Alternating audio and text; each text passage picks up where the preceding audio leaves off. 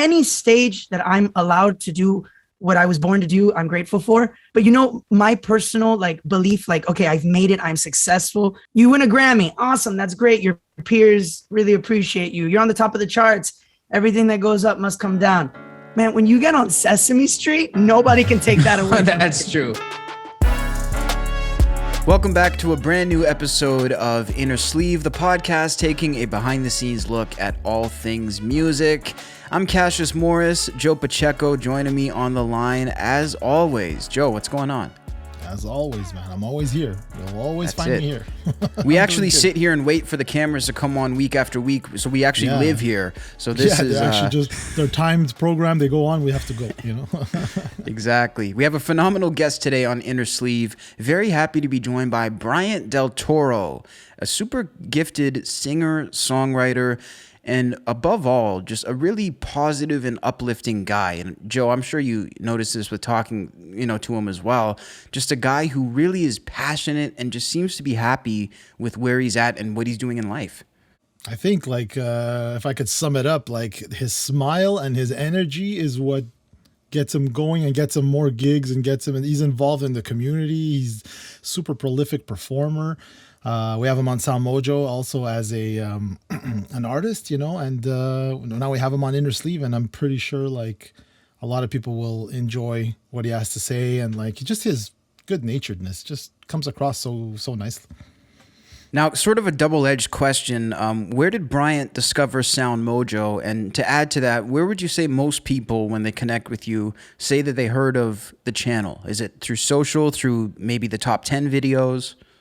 I'd say a bit of everything, right? Mostly from Watch Mojo, the promo videos. So people will be like, oh, I got to submit my music or this and that. Or a lot of funny stories I've heard from some of the artists is that their friends tell them, hey, I saw you on a top 10 video, and they're all like, really? Oh, okay, cool, So people will discover us from there, from socials as well, and word of mouth, which is always the king, It's like one artist will tell you, hey, check out SoundMojo, or some artists as well, like some of their family members said, hey, I watch Mojo, and like they're signing up artists or they're promoting artists. So that's like all the avenues that lead to Rome, basically. Isn't it weird that in the era of so much new technology and all this great, advancement that we have, it seems like the king of, spreading the word is still word of mouth to a certain degree. Yeah, man, it's like those are fundamentals, right? Those are like...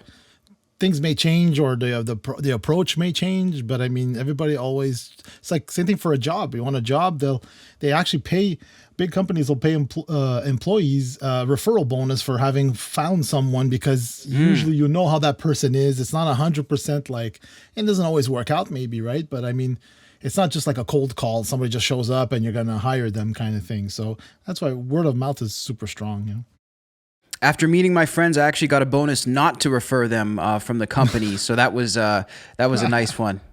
Now, before we jump in with our guests, there's been a debate that's been sort of raging in the world of music, and I think it's come to a head, or at least for now.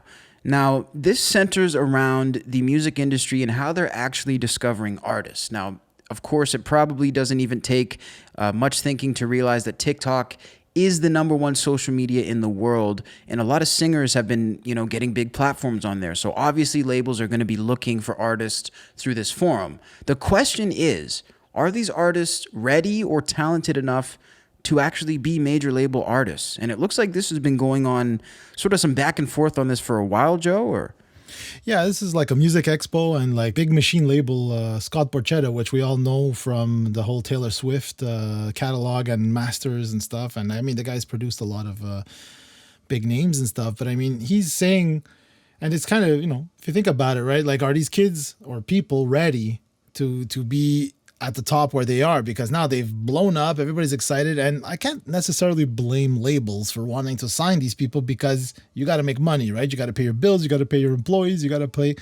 So I can't disagree with them for doing it, but like, the traditional method, like we spoke earlier, right? Just not too long ago about word of mouth, like being a staple in how things get done. So I mean, there was a way that things were done. You played your local show, you made a name for yourself locally, then maybe the next city, then maybe the next town, and then you got up there, right? Like in the article, they say in the past, getting signed regionally because you were the biggest thing in the city, right? So Guns N' Roses was huge and selling out every night. So Motley Crue, Motley Crue, all those bands. And, you know, then again, we sound like old, you know, farts for lack of a better word of complaining. You know, this is just a new method. And there's nothing wrong with it, but it's just like they're noticing that a lot of these artists, you know, what's next? They have that one hit and then they blow up, right? But what comes next? Can they do another album, another song? Can they, you know, again, hit those same numbers, right? No, it's so true. And I mean, I think it's an interesting comparison to say like these groups who were unsigned, who were playing in clubs. Do you think it's comparable? Because when I'm really breaking it down in my head, I'm like, okay, I think there's a bit of a difference between playing live gigs and cutting your teeth that way. And that helps you learn the business maybe a lot more than doing things from home. But at the same time, even if you're a great singer at home and you've never done a show, that doesn't necessarily mean you can't. So, I mean, it's really a catch-22. Yeah. It's an interesting, I don't know what the expression is, but it's an interesting like conundrum, you know, like in the sense that like there's nothing wrong with someone making, because like, you know, you get with TikTok, right? You get access directly to the people who actually want to see you. There's no gatekeepers, right? But having said gatekeepers, like there was a reason sometimes for gatekeepers, you know, where the quality would be better, you know, or, you know, more of a vetted artist, you know, produced with or worked with songwriters and, you know, the songs got better, you know, so there was most likely a reason, because now anybody could just make a movie, make a video, make a song. Like it really doesn't take much anymore, you know? It's so true. One of the biggest artists that was discovered through the internet, by the way, for people who may not be familiar recently, was Doja Cat. And I know Joe and I were just talking about this, like how you can't escape her music, right? When you leave the house. Her new song, it's like I barely leave the house. Like I'm in the car maybe once a week, twice a week at this point, because, you know, we don't have to commute anymore. And like every time I'm in the car, that song is playing. It's like insane. It's like, you know, it's just like, for me, it's more like, enough already. Give some other people a chance, you know, like, you know, spend another 3 minutes and give somebody else like the spotlight, you know, but that's been the age-old argument. I mean, you know, you're going to want what's popular, right? Stations want people that want to hear those songs, so they play them more often, right? And at peak times, right? So you're in the morning, lunch, and then, you know, afternoon you're at work, and then on the drive home where you're sort of captive in your car, you know? What was interesting was the whole podcast, like when podcasts started in 2000, well, when I got into them, it was around 2005 or 6, there was a big fear, and I worked in radio, so there was a big fear that like it was going to take over and radio was going to, because people could not listen to what they want, when they want in their car. They're not, no ads. They're not necessarily trapped. How right they were. Yeah, you know, but radio's still here, man. Radio, besides TikTok now having like, you know, the power to propel artists, just like SoundCloud a few years ago for the rappers. I mean, radio is still king. Honestly, it's still king when it comes to, I think there'll always be a market for it. You know what I mean? Because it's kind of like over-the-top television, like Roku and all this stuff. The science behind it really, not science, but sort of the logic behind it is that people don't always want to have to choose. And I think we're in an era now where like, yes, everything is on demand, but you always have to be making decisions. I think people miss to a degree just putting on a channel and seeing what movie's on or seeing what song is on. It kind of takes that responsibility away. So I think you're right. I think there's always going to be a market for that. How many times have you been on Netflix and you just keep looking and looking because there's so much selection? You're just like scrolling through Netflix to find something to watch, and it's like next thing I know, so much so that like now the updated app actually just tells you with a random saying just play something. Yeah, shuffle, right? You know what I mean? It's like, wow, which is nuts. We've come to this point, and it's really hard to, as a consumer, to just keep up with the amount of TV series or just series or just movies that we're not even talking about artists yet, where like, you know, in this interview we actually talk about there's 65,000 songs a day, you know, 60 to 65,000 songs a day dropped on Spotify, and that doesn't even include YouTube, right, which is like what, 100 and years other streamers or more. Yeah, it's the plethora of choice is definitely a thing, you know, but is it better, you know? I don't know. I think it's better in its moments, but yeah, I mean, I think some of the stuff we're talking about can detract from it. It's definitely better because, like, myself always wanting to hear, like, with Spotify, like, you know, we love to hate them sometimes, but, like, I love discovering artists that it knows I like. It knows I should like this because I listen to And it's good, too. And it's pretty damn good, you know, and I've discovered a lot of stuff through it. So, you know, I remember like growing up as a kid learning guitar, you know, and then like people would say, oh, the best guitar player is this, the best guitar player is that. And I'd always be like, the best guitar player is the guy you've never heard.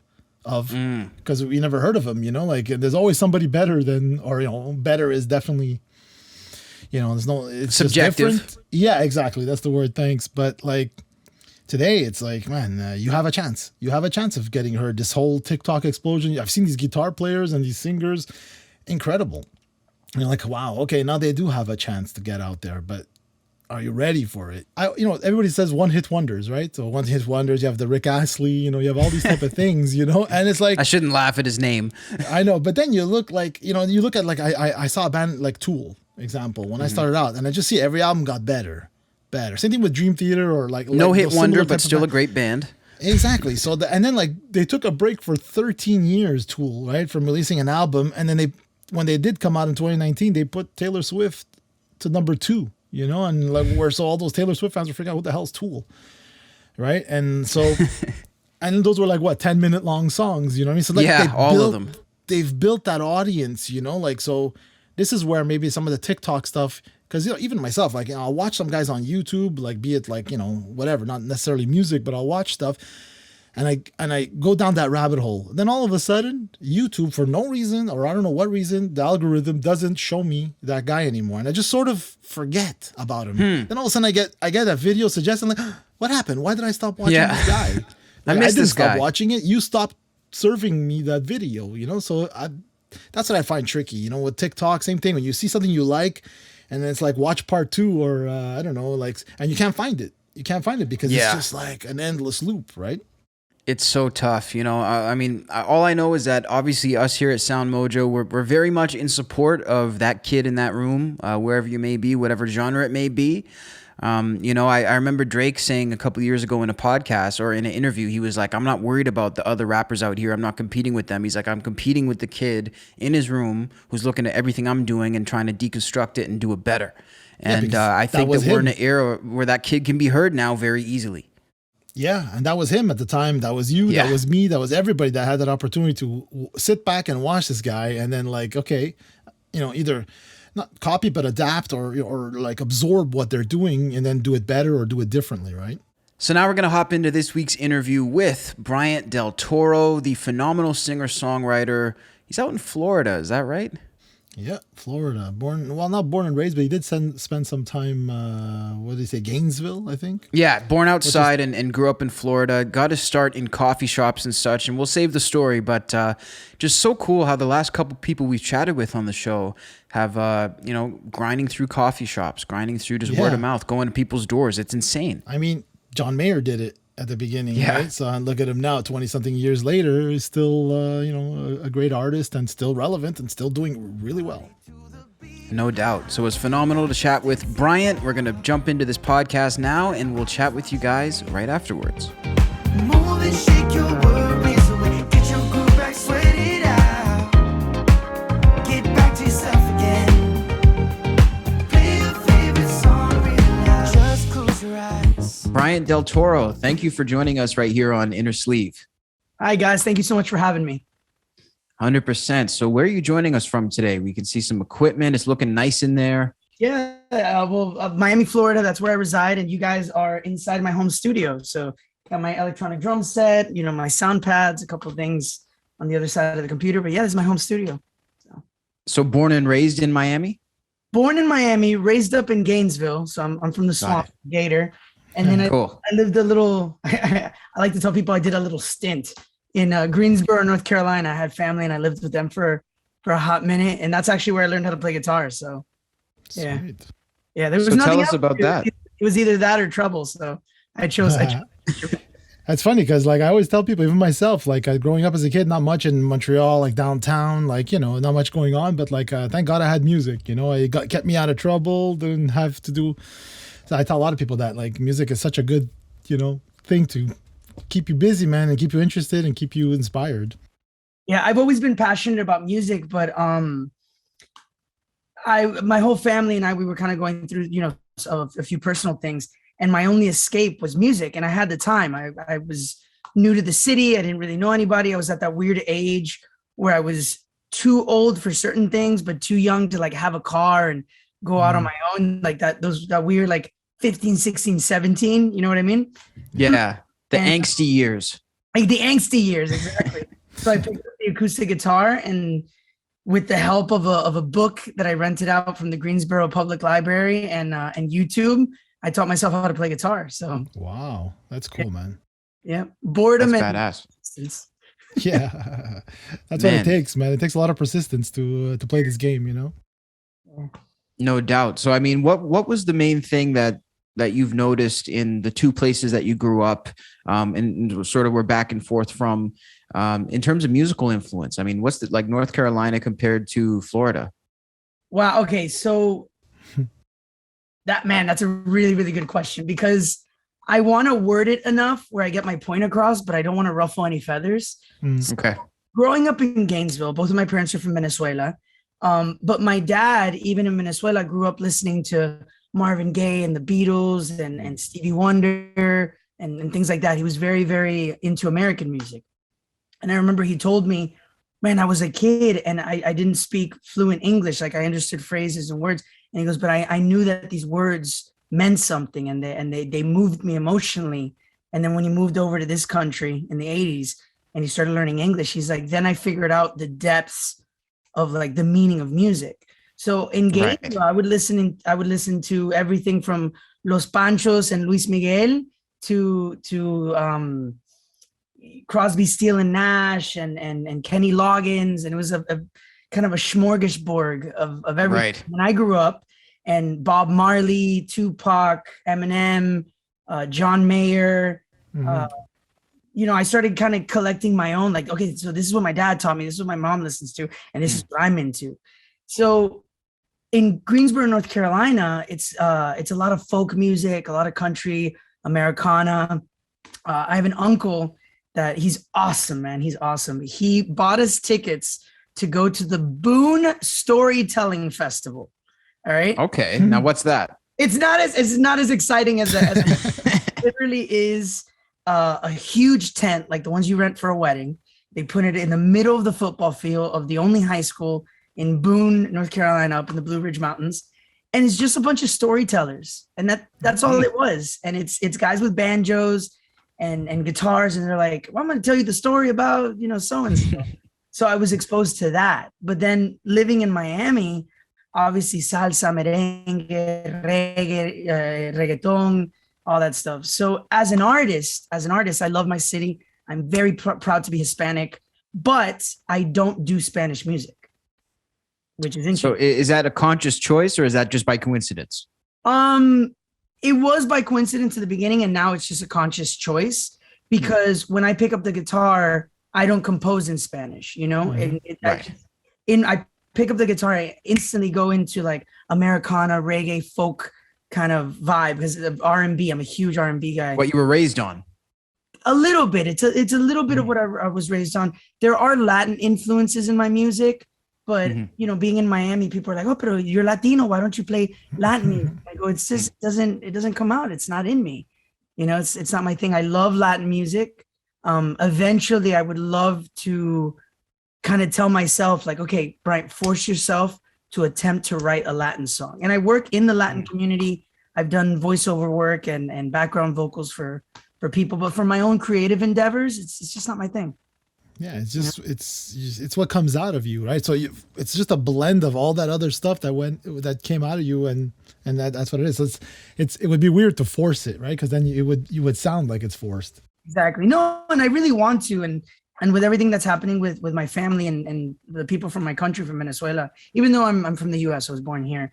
I want to write about it. I want to give my perspective, being from here, but hearing the stories of like, all right, well, we're moving to Chile. All right, we're going to Argentina, and the mass exodus of the Venezuelan people. And I just kind of want to write about it from my perspective, seeing my parents having to buy the cards to, okay, now we got to call this country. Now we got to call this country because your aunt lives here, but your cousins moved here, So Wow, that's crazy, man.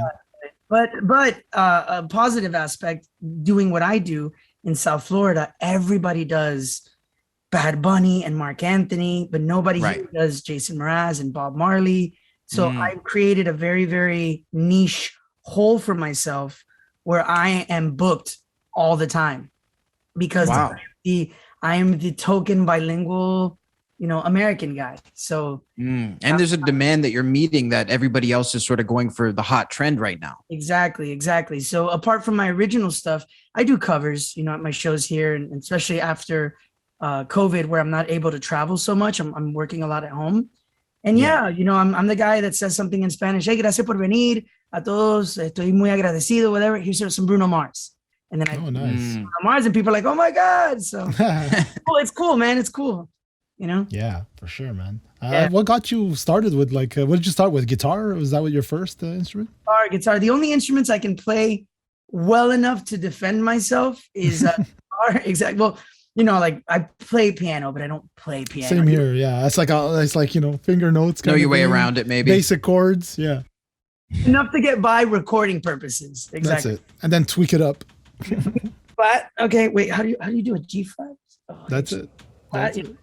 But no, I picked up the guitar. It's always been a passion of mine. And then, like I said, in Greensboro, I just started writing my own songs. And I think the first song I ever learned on the guitar was All You Need Is Love by the Beatles.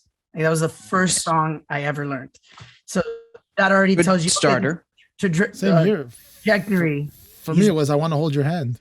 Nice, exactly. Oh, we're Beatles fans. That's awesome. Yeah. But yeah, man, I felt like, all right, I got to learn a Beatles song. And then from there, I think I learned Crazy by Gnarls Barkley. And I just kind of started learning little by little.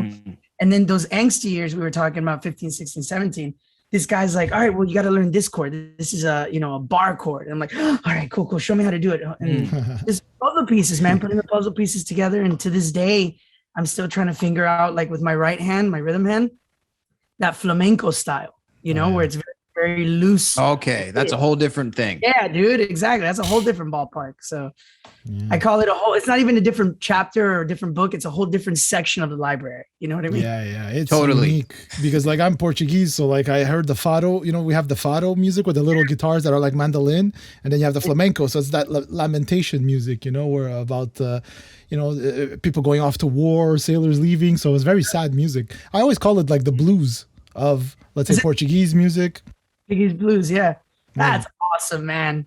Yeah, that's fascinating. I love how all nationalities across the board, regardless of language and borderlines, they all have their folklore.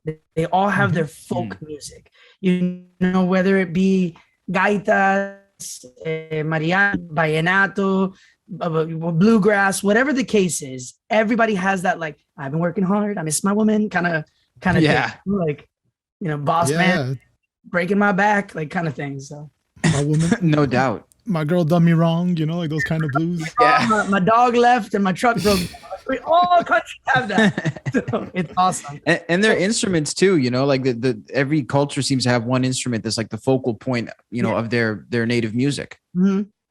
What would you say is yours? Well, I think my native tongue or whatever aside, I think just the human race, it's all percussion. Percussive nature, regardless. Even country music has like tick it. Even though there's no drums, let's just say it's a stand-up bass, a guitar, a banjo, and a violin. That guitar is doing that train.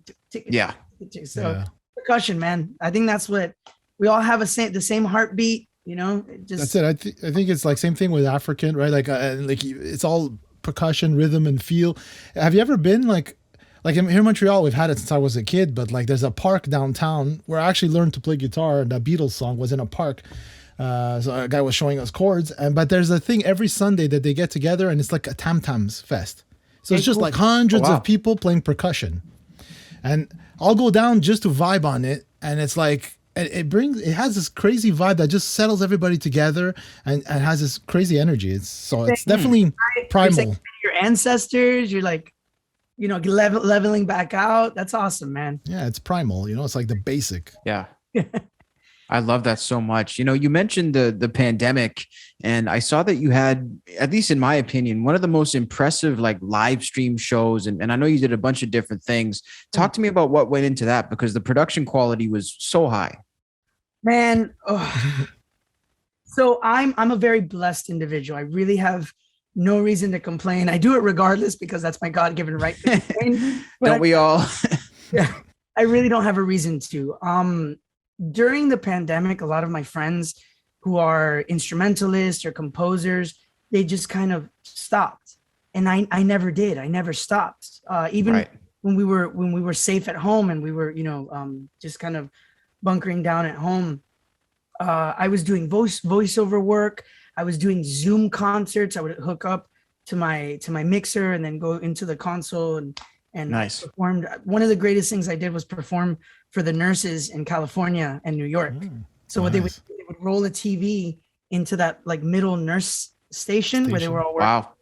And they weren't, mind you, they're busy. They're all doing this. They're all like, oh my God, can I get a bag of this?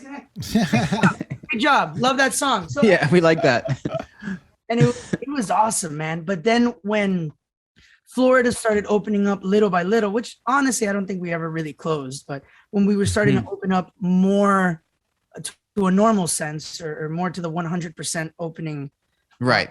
that, that used to From 99 to 100. No. exactly from 99 from that point, I would even say from like 50 to 100, but Yeah.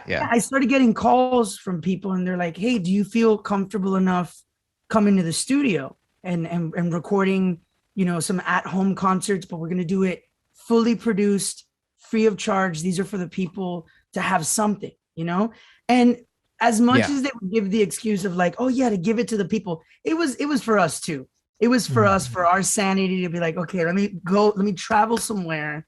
Yeah. Plug in my guitar, even if there's no audience. Just get out there. Just to get out there. So Alacran Studios, which is an amazing studio here in South Beach in Miami Beach, they called me and they made me like test myself and my whole band. They made us test periodically. Everyone in the studio wore masks. There were the 6 feet distance thing. Yeah. And I think the only part that we took our masks off at all was during the performance. Right. Wow. They were like, listen, you guys are within 6 feet. You're all facing away from each other. So if you choose to take off your mask, and I think if you look back in one of the videos from Alacran, the bass player didn't feel comfortable enough. And that was his prerogative. Yes. It's really fun. He kept it on. The other video that you're talking about was a super cool, like online TV studio called Gold Data. And they predominantly have Latin performers. Nice. But they had seen me before the pandemic, prior to the pandemic, and we were already in talks to get something done. And they were like, you know what? We've never had a fully Latin American artist. Yeah. So come speak in Spanish and in English and just do your thing. And I got to play my originals and covers, which was fun. I'm telling you, man, I got really lucky. I got really lucky. And when the state of Florida fully opened 100%, like, our governor was on Monday. Okay, we're opening up on Wednesday. Wow. And that Wednesday, I was the first and only musician working in all of South Florida for a good month and a half. Really? Yeah, because apart from my band thing, I do what Ed Sheeran does, that whole looping thing where Oh yeah. Right. yeah, the whole looping thing. So, but I do it on steroids. Like I have a drum pad. I have my acoustic guitar running through an overdrive to give me that electric. I got a wah. I got the C9, which turns the acoustic guitar, any guitar, into an organ. So I just Damn. loop it. And at that time, we were still having the restrictions of like, okay, it can only be a certain amount of patrons in a certain restaurant or bar. Okay, everybody has to be outside. We can't be inside. So it's easier to hire one guy who does fully produced music Wow. than hire 2 or 3 people. So I'm telling you, No man. kidding, man. That's a really smart approach though. Cause you're like, listen, I got you guys from the band. I got you guys solo, like whatever you need, sort of, I got you covered. Yeah. And again, before we started doing full band stuff, it just went from solo artists to duos. So what I would Right. do to help out my guys is like, all right, cool. I got a duo on Friday, Saturday, Sunday. You come with me Friday, you come with me Saturday, you come with me Sunday.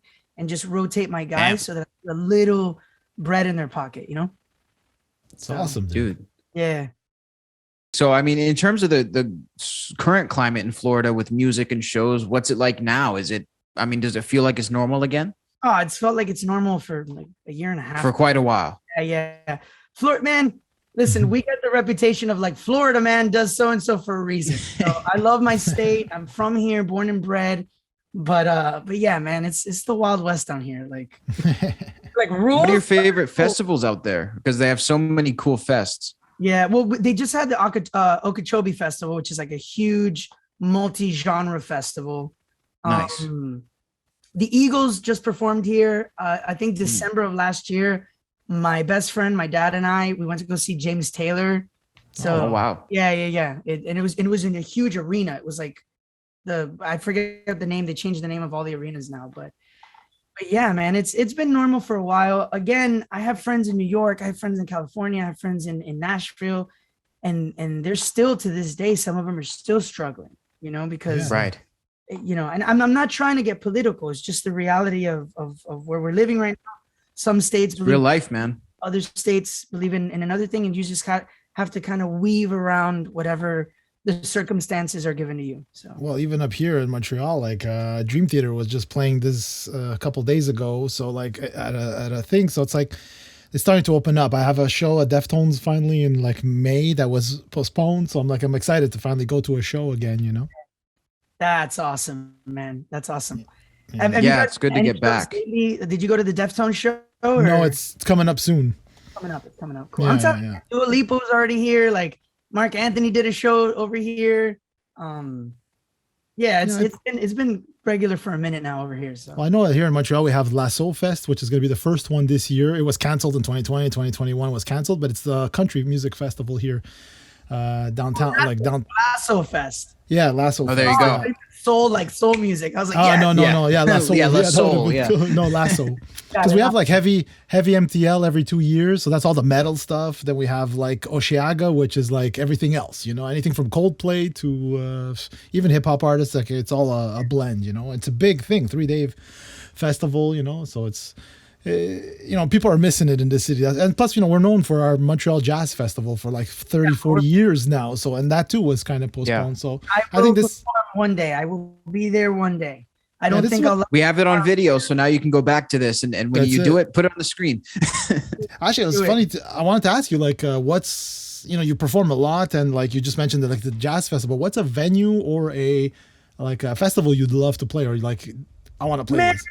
I have like a vision board, and you guys are gonna laugh. And this is something I say in every interview. I say this in every single interview, and I'm really hoping it's almost like wishful thinking. Like I'm gonna say this, and I hope one day they call me. Manifest destiny.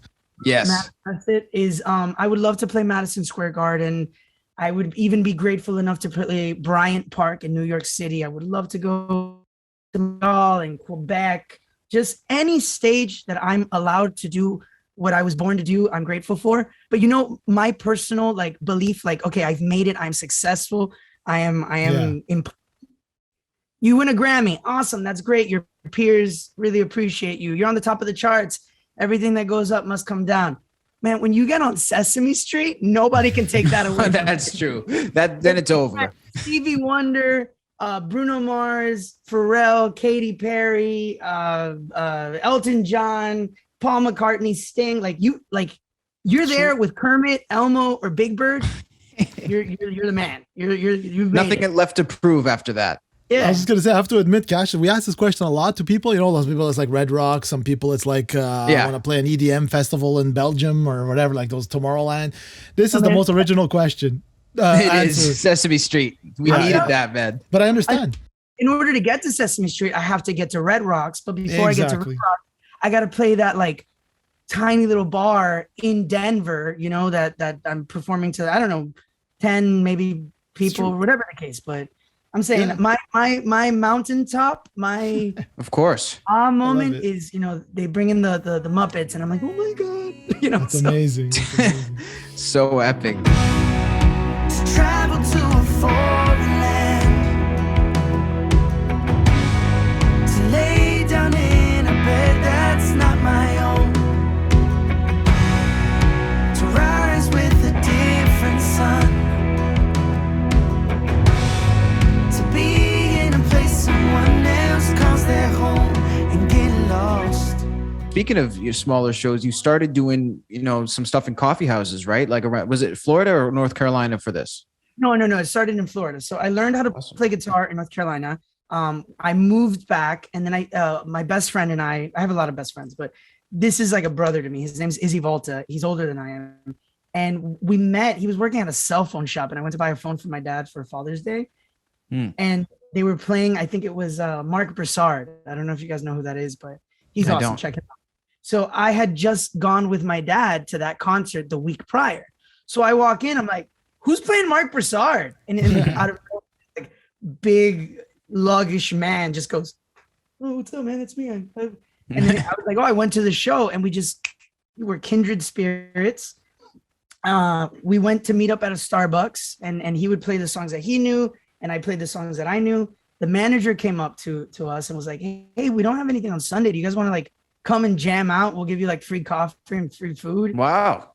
I was like 17 or 18 at the time. And I was like, yeah, sure. Why not? Whatever. And then every Sunday we just started playing there and we would only do 30 minutes. Right. So I would play like the 1 or 2 songs that I knew and then he would perform. And then the following week I would play the 3 or 4 songs that I knew. Yeah. And then he would do the rest until we got to a point where we each had enough material for an hour long. And then that became a 2-hour show. And then he left and I did it by myself. And then I started bringing in other musicians. And towards the end of it, it got so packed that they called the fire department because they were over the capacity of people. That's nuts. So yeah, man, slow and steady wins the race. But I started in coffee houses, a lot of open mics, a lot of like college shows and a lot of shows that I didn't get paid for. But where I really got to sharpen my teeth, believe it or not, was busking. Busking. Okay. What was the main thing you learned from that? Crowd, how to deal with a crowd. Like, yeah, it's easy for you to get somebody to turn around. It's difficult to get somebody to stay, and it's damn near impossible to get somebody to open up their wallet. Okay, those are that's the checklist. Yeah, so there's levels to it. So yeah, in college I studied improvisational theater, and I had no idea how much of a tremendous help that was on stage as a performer. So even to this day, I'll be singing a song that everybody knows, and I'll just throw like a random line to see who's paying attention. They're like, "Oh, he switched it up," or I interact with the audience. I see a lot of bands get on stage, and it's very general. Hey, everybody, what's going on? Cool. Yeah, you're the guys. best. I'm the guy that goes, "Hey, blue shirt, what are you drinking?" There you go. That's beautiful. I'm gonna get one. Bartender, let me get what he's having when I get off stage. I got 2 more songs. I'm that guy. That's then cool. Nice. And then blue shirt guy will be like, "Oh, he talked to me." Like, all right, cool. Like, let me pay attention. And then I'll play a song. I don't know. I'll do some Chris Stapleton. And then he's like, "Oh, I love that song." And I was like, "I love you, man." So, One relationship at a time, so to speak, with the crowd, though. Yeah, you break that barrier. There's no barrier anymore. It's not like I'm watching you and I can't, it's like it's a conversation. It's you feed off of each other, It's cool. You guys asked me earlier what my favorite venues and my favorite shows are. And I've been lucky enough here in South Florida. And even before the pandemic, I was traveling to other countries. I was going to Colombia, Mexico, Ecuador, Richmond, Virginia, just North Carolina, New York, Nashville, stuff like that. But honestly, the shows that I get the most filled, and the giddiest about are the intimate shows. Like when somebody goes, "Hey, we're having a dinner at my house. It's my wife's birthday. Hey, my wife and I got engaged and we're having a little thing." Or I used to do this thing called Musicians on Call, which is I think it's national. I don't know if it's global. I don't know if you guys have it in Canada, but it's non-famous or soon to be famous and already famous recognized musicians that just go into hospitals and they go room to room perform patients. And I did that for a good I would say maybe 8 years. Wow. And then the pandemic hit, so I haven't done it since like 2019, 2020. But those were the moments, man. I could play in a room of 500 people and that won't mean as much to me as the one lady who's been in the hotel, in the hospital room by herself, and I'm her first guest, and she's like, "Play something from the 50s," and then I'll do like Stand By Me, and she's like, "I remember when that song came out, dating Jimmy, and Jimmy was a nice," like, you know what I mean? Like, tell me more about Jimmy. I want to know what happened to Jimmy. Yeah, tell me that memory lane stuff, though. It must be nice to see that spark in their eyes, as they remember. It's awesome, man. It's insane. So those are the moments that I really loved. I recently had a show that was canceled, so I didn't know what to do. I was like, it's when you work so hard and you have a day off and you're just kind of like, what now? What do I do with myself? What do I do with my life? I'm not performing in front of people. So I ended up just shooting a mass message on my social media. And I was like, I'm going to throw a concert at my house. first 15 people to say yes come to my house. And then I realized 15 was too much, and I was like, oh my God, I hope people cancel, please. So it ended up being like 10 people, 12. And I just threw a super intimate concert at my house where I only played original music. I didn't do any covers. It was just all my music. It was myself looping, and then my bass player, Sergio Munoz, just the two of us. And man, let me tell you, that charged my battery and like re-energized my soul in a way that 100 shows couldn't. You know? Wow. It's good though, because you got to remind yourself what you love about it, right? Yeah. Man, When it's, yeah. I was just gonna say, I wish we could be in like Watch Mojo Studios and have you and be recording you right now performing some music just to like really so people can really see it, man. But we're gonna make that happen. Man, you said it. I'm down. Let's make it happen. You know, I'm super down. But no, it was a great experience. It was people that I knew, obviously no strangers. I kept it to people that I knew. But it was awesome. People coming up to me and saying like, "Oh, I'd never seen you in that aspect," or people coming up to me going, "You're a real artist." Like all those little cover gigs to pay the bills. That's cool. You're great at it, but like this is what God created you for. This is what you're intended for. And to see people get emotional over the content that you create, dude, like that's a big thing. It's not even a level of narcissism or egotism. It's just like, I'm not alone. That feeling is multicultural. It goes across all borders. I get sad too. You get sad. I get nostalgic. You get nostalgic. So it's cool, man. It's cool. It's really cool. I want to know about the creative process. Like, how do you start a song? Like, how does like a song like "When in Doubt," right, that we have on SoundMojo and stuff, is very R&B-ish. I love the vibe of it.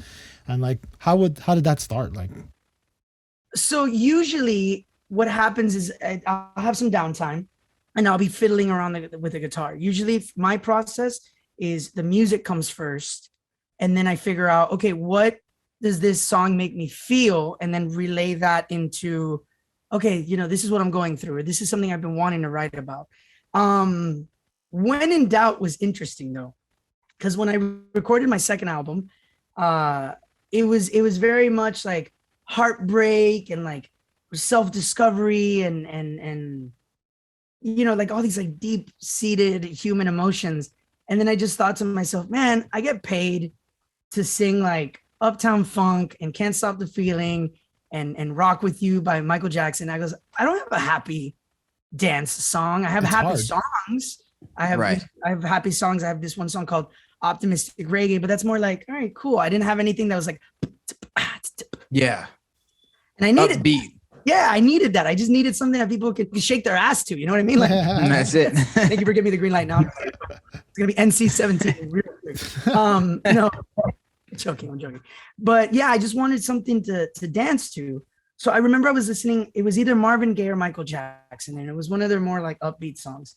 And it was one of the parts in the song where it was just a breakdown, where there was no vocals. It was just instrumental. And out of nowhere, it just popped in my head. I think I was like driving over a bridge, and I was like, "When in doubt, just dance it out, like nobody's watching, baby." And then I was like, "Oh my god!" So I grabbed my phone, I recorded. I went to the studio and I told the producer, I go, "Bro, I think I found that song that we've been like needing, the one that you've been asking me to write." And I go, "Listen to this. When in doubt, just dance it out." And he got on the keyboard and he's like, "Sing it again." When in doubt, just dance it out. Okay, cool. So he just laid down some like some chords on the keys, and I told him, make it Rhodes. Make it the Rhodes. I was just gonna say it has to be a Rhodes. I don't want piano. Put Rhodes on that. So he put Rhodes on it, and he's like, "What beat are you hearing?" And I was like, "Dude, simple, like 4 on the floor. Keep it simple." And then what really made the song just go was my bass player Sergio.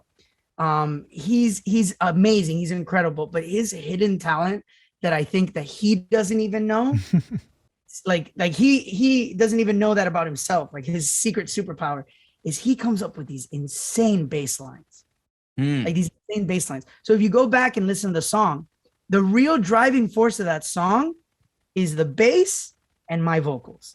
And there you go. Mixing and mastering, I told him, listen, the two things that I want above everything else is the bass and the vocals. And the whole bass line, I can't play it because it's too complex. I'm not that good. No. But it's like boom, ba-dun-dun-dun-dun-dun, ba-dun-dun-dun-dun-dun, Bro, That modern day old school. when he did that bass line, I was like, oh, It's over. Let's go. yeah, I just lost it. I was like, and we just kind of started building over that. And then I something that I'm very proud of myself for is when it comes to composing, I don't work well with others. That's something I need to work on. That's a flaw. But when it comes to creating musically, like I already composed a song, let's build on it. And even from a live aspect, I thrive on collaboration. I'm like, Nice. solo, do you, go for it.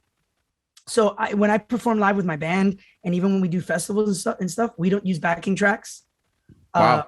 It depends on maybe certain songs will use some stems, but I like to keep it as organic as possible. And I love when bands allow their music to breathe and to change. If they want to go a little faster, they go a little faster. If they want to break down and do a second organ solo, let the man ride on the keys, you know? So for When in Doubt, I told the guys, I was like, look, this is a song. This is a key. This is a tempo. What do you hear? What do you hear? This is the structure of the song that the producer and I composed together. Well, and Sergio, the three of us composed together. It's four of us, sorry. Kika Pulida, amazing singer-songwriter. And I just let all the musicians write out, and all the little guitar moments and all the things that you hear on the Hammond B3, that's them. That's Wow. the session musicians going, I'm gonna do me. And I'm Freeform. like, do you put your stamp on the track? It is what it is, you know? That's great, because when I heard that song right away, I was like, instant. I got the vibe, the feeling. I'm like, yeah, I hit this guy up right away. And what's cool is it's been on SoundMojo now for like, I think if I'm looking here, it's about a month or two now. And like, it's a trickle. It's a slow burn, right? As I say, it takes a while, but the top 10 promos have started to hit now. So I've gotten a couple of comments, and it's awesome, dude. Like, it's like, watch, like 2 days ago, somebody wrote, Watch Mojo brought me here, and I'm glad it did. The best new song I've heard in years. The fact that the woman in the video was fine as hell certainly helps. Another one, this song, I'll actually shout them out. Karen Cortez, she wrote, this song will forever be on repeat, Yes. That's That's awesome. amazing, man. Another one, Sarah Hazelhurst. Hopefully I didn't botch that. I need to add this to my Spotify playlist, like, it's like, so people are resonating with the song. You know why I think? It's because, like you said, everything in the mainstream today is all the same. And you bring like this legit old school, new school feel, the mix of your, Miami and all the influences, because you can't say that this song is only R&B and it's not only Latin. You know what I mean? It's a good mix. Fusion, Anyways, yeah. I was so happy when these comments are starting. I hope that, I hope more and more start to come and like more You're people. happy. I'm over the moon right now. Like, I feel you, man. Because When in Doubt is like the happy-go-lucky was the first single of my second album and my first ever music video. But the video, believe it or not, that has been, again, my definition of success is Wanderlust, the one that you just mentioned. What I did was every country that I traveled to and every city that I traveled to, I recorded 30 seconds of it on my phone. Okay. Just like, getting on the plane, eating breakfast, getting on the boat, whatever the case. And I kept telling myself, I got to edit the video. And the universe goes, hey, global pandemic, now you're at home. And I literally I think it took me about 2 days. I sat down, I edited all together. I got the amazing Claudia Gonzalez to do it's a lyric video, so do the graphics for it. And I've gotten 100 times more feedback and positive messages from that video than When in Doubt. Yeah, it's just so funny. And the two reasons that people kept writing to me was, one, they were like, watching your video, I felt like I got to travel because I was in Spain and I was in Colombia and I was in Mexico and all these places in the video. And people were like, I was at home and I was kind of getting like cabin fever, and your video just kind of calmed me down because I got That's to travel. huge. But even more importantly, the one thing that everybody kept telling me was like, that's you. Like I see that video and I'm like, oh, I get who this guy is. Because in When in Doubt, we have this like super attractive model slash actress, and it's awesome. But I don't think you really get an idea of like who Bryant Del Toro is And then you watch Wanderlust and you're like, oh, this is that guy. This is so yeah. That's a really good point, man. And it's cool to have those different sides of yourself too as an artist. Music today, especially when it comes to streaming, is a double-edged sword. So now that we have the internet and we have so many professional, like Grammy award-winning artists who are independent artists, we don't need a label anymore. The system is broken and it's being rebuilt. But the reason I said it's a double-edged sword is because before that's I don't want to name any artists, but there's a lot of artists today that 20, 30 years ago wouldn't have made it. Yeah. They wouldn't have made So it true. because the caliber of musicianship is just very different. And there's also other musicians to this day that are incredible and doing some like incendiary musical compositions, but you'll never hear them on the radio. They'll never be on top 40, you know? And yeah, it's so sad but true. So there's a lot of like unfiltered bullshit that gets through and gets on. And then there's a lot of stuff that just, I found out recently, it's like 60,000 something songs are uploaded to Spotify a day. Right. That's insane. A day. So how do you not disappear in the ether? You know? Yeah. Yeah. I very much recently reevaluated what success means. Everybody's goal was, I'm going to be the next Michael Jackson. I'm going to be the next Justin Bieber. I'm going to play Red Rocks and what is it? Madison Sesame Street. And well, you still will. Oscar the Grouch. I'm going to have like, Ralph play the piano, but that was a deep cut too. But anyway, no, success for me, man, is being able to live off music. Like this studio that you're in now is in my house that I bought through music. I bought a house, you know what I mean? Just through music. I don't do anything else. I don't teach anymore. I don't do any of that. I just strictly do music. Yeah, man. Hats off. Seriously, that's incredible. Amazing. Because I remember like myself as well, growing up, I wanted to be a metal guy. I wanted to tour and all that stuff. And then, life takes over. You start doing other things, or, bands are hard to sort of keep together and all that. But I remember at one point, I'm like, I'm recording this band now. Now I'm mixing this guy. So I realized like as well, I'm like, okay, you don't have to have $10 million in your bank account. But if I can make $60,000 a year doing what I love, I can pay my bills. I made it. Successful. You are successful. That's it. That is success. Now, to success, obviously, there's layers to it. There's tiers to success. But, dude, that's success. That's success. You're putting bread on the table. You have a roof over your head. And most importantly, even more importantly than that, you're happy. That's success. Yeah, man. I mean, there's not much more that you could ask for, dude. And I really love your outlook on all this stuff. It's cool to hear your methods and such. I mean, what's next for you, dude? I mean, what are you looking forward to? And what can the Bryant Del Toro fans have to expect? More. I want more fans. That's what you can expect. There you go. More fans. Beautiful. Everything more fans. Well, you'll get them from this. Yeah. That's awesome. Thank you, guys. But no, in all honesty, apart from just recording more music, I'm working with a brand new producer. His name's Carlos Big Red. Guy's insane. We're working on some super cool, leaning more towards R&B stuff. But even I myself am recording independently here in my studio. Nice. And it's very Ray LaMontagne, very Marcus King, very Chris Stapleton, 100% organic music, So apart from new music, my goal and what I pray for is the ability to go out and play in other cities and other countries and just kind of spread, my genre mashing positive music out into the world. That's all I really want, man.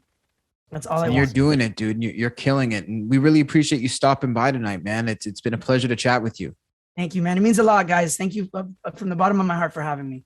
Thank you, man. Just keep doing what you're doing, man, and hopefully these from my end, like that, the SoundMojo helps get you, those extra fans you need. Really quick before we end, I'm a huge, like, insane WatchMojo fan, like huge. So when I saw that WatchMojo started like putting music, I told my girlfriend, I was like, I'm gonna submit. There you go, man. What's the worst that could happen? And then when you guys wrote me back, I'm like, oh my God. Oh my God. And then not only was I excited when I was on SoundMojo, which is an honor, when I heard Rebecca was one of your announcers, on Watch Mojo, and then my song came out. Like I died. Like so. From So one killer, fan man. to apparently 2 new fans. It means a lot. It means a lot, guys. Thank you. Get your groove back, sweat it out. Get back to yourself again. Play your favorite song, relax. Just dance it out. I just wanna dance with you, baby. Get your groove back, sweat it out. I want to give a huge thank you to Bryant Del Toro for joining us today on Inner Sleeve. And like I told you guys, just a ray of light, this guy. I mean, just somebody who's, it seems to me, like a pure soul with good intentions. It's funny because there's a few people I remember meeting in life, and like he's like one of those guys. Like I never met him until this interview, in terms of spoken to him, right? And then after the interview was done, I spoke with him for another half hour afterwards, you know. And it's like there's some people that just have a good, in my life that I've noticed, like they just have a calming energy, and they just give you a good energy, and it's like honest, and you're like, you know, when you haven't had that for a bit, and then you get it, you're like, oh, this feels good, this feels comfortable. It stands you know? out. And that's how you know I felt with him, talking with him. Super prolific performer. I had no idea. Yeah. Like how many shows, and like even like he was saying, you know, he's a one-man show with the loops, and he'll have you know, unplay stuff, or you'll do a gig with one member to keep everybody sort of happy, and next member because there was limitations, right, to how many people could perform. Great guy, man. No, it's so cool. It's also cool to hear him chatting about being in an area like Florida where everybody's, of course, going for that like Bad Bunny, you know, that hot new sound, and how he was actually getting more work from not following the trends. I thought that was really cool.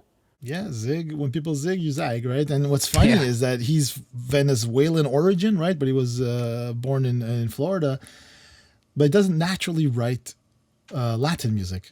You know, that's what he was saying. It doesn't come naturally to me, you know? So, and you hear it, like you'll definitely obviously hear the Latin stuff, but then you hear the more R&B side of stuff with When in Doubt, and even his song Wanderlust, and is traveling the world. And he got a really good reaction from people that like love to see all the different aspects of the world. And like, you know, he's at a coffee shop here. Anyways, you should check out the video for sure. 100%. And we appreciate Bryant for checking in with us. And we also appreciate you guys for popping in to see episode number 66 of Inner Sleeve. We're back every single week right here on SoundMojo. And make sure to catch up with us on our social media as well, at SoundMojo on all platforms. Thanks so much for tuning in. We'll catch you guys next week.